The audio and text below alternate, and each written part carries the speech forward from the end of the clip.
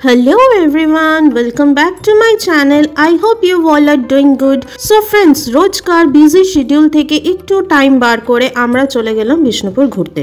বিষ্ণুপুর আমি এই first time গেলাম।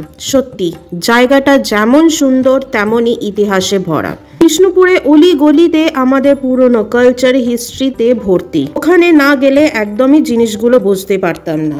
বিষ্ণুপুরকে রামায়ণ মহাভারতের শহরও বলা হয়। বিষ্ণুপুরে অরিজিনাল নাম হচ্ছে লামল্যাংডন, নাও লামাংডন। Bishnupur means the land of Vishnu. Bishnupur West বেঙ্গলের বাঁকুড়া ডিস্ট্রিক্টে অবস্থিত একটি শহর।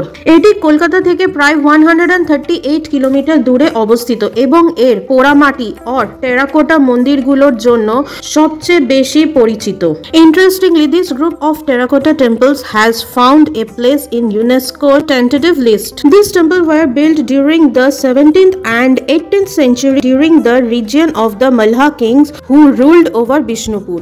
এই মন্দিরগুলোর জটিল খুদাই যা সারা দেশ থেকে আসা ভিজিটার্সদের দৃষ্টি আকর্ষণ করে। এই জটিল শিল্পীগুলি হিন্দু মাইথোলজির বিভিন্ন দৃশ্য এবং মাল্লা রাজাদের জীবন সুসজ্জিত করে। বিষ্ণুপুরের ফেমাস পোড়ামাটি और টেরাকোটার মন্দির, হোম ডেকোর, জুয়েলারির জন্য বিষ্ণুপুরকে দ্য টেরাকোটা টাউনও বলা হয়। কিন্তু পোড়ামাটি ছাড়াও বিষ্ণুপুর তার সিল্ক ওয়েভিং ইন্ডাস্ট্রি আর বালুচরি শাড়ির জন্য ভীষণ ফেমাস। তাই শাড়িগুলির মাইথোলজিক্যাল মোটিভস এর সাথে জটিলভাবে বোনা হয় এবং ভারতের হ্যান্ডলুম শাড়িগুলোর অন্যতম সেরা এক্সাম্পল হিসাবে বিবেচিত হয়। সো ফাইনালি আমরা বিষ্ণুপুর এন্ট্রি করে গেছি আর এখান থেকে অলমোস্ট আমাদের 1 ঘন্টা লেগেছিল হোটেল পৌঁছাতে।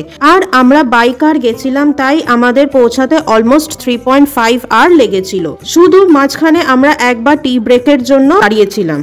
তোমরা যদি ভাবছো যে বিষ্ণুপুর বাইক কার আসবে সো তোমরা ইজিলি আসতে পারো, কজ রোড ভীষণই ক্লিয়ার ছিল। আর আমরা বাড়ি থেকে সকাল 6টায় বেরিয়েছিলাম আর আমরা হোটেলের মধ্যে এই 9:30 নাগাদ পৌঁছে গেছিলাম। সো ওই দিন আর কোথাও সাইট সিন করতে বেরোইনি, কজ ভীষণ টায়ার্ড ছিলাম আর বৃষ্টিও পড়ছিল। তাই ভাবলাম তোমাদের সাথে এই প্রপার্টিটার একটা রিভিউ শেয়ার করি। সো আমরা যেইখানে ছিলাম ওই প্রপার্টিটার নাম হচ্ছে বিষ্ণুপুর ট্যুরিজম প্রপার্টি। এই প্রপার্টিটা ওয়েস্ট বেঙ্গল গভর্নমেন্টের আন্ডারে। আমাদের এই হোটেলটার চুজ করার রিজন এটাই ছিল যে বিষ্ণুপুরের যত আইকনিক স্পটস আছে সো ওই সব কটা স্পটস এই হোটেলের কাছেই ছিল, খুব একটা বেশি দূরে ছিল না। হোটেলটা বেশ নিট অ্যান্ড ক্লিন ছিল আর রুমগুলো ভীষণ স্পেসিয়াস ছিল আর ক্লিন ছিল।